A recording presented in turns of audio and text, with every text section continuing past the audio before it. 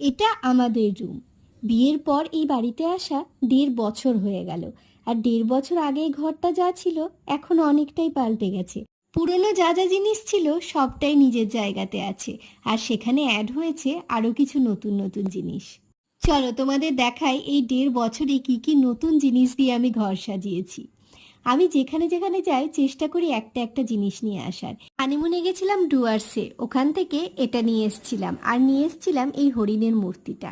এগুলো শান্তিনিকেতনের সোনাঝুরি হাট থেকে, আর এটা তারকেশ্বর থেকে আদিযোগী। তারপরে গেছিলাম পেলিংয়ে, পেলিং থেকে নিয়ে এসেছিলাম এই বুদ্ধ মূর্তিটা, যদিও বুদ্ধ মূর্তি এখানেও পাওয়া যায়।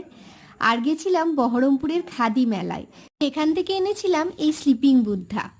আর এগুলো রিসেন্ট গেছিলাম গড়িয়াহাটে, যখন দাদার বিয়েতে গেছিলাম তখন ভীষণ পছন্দ হয়েছে। আর এটা অ্যানিভার্সারিতে একটা ভাইয়ের থেকে পাওয়া উপহার।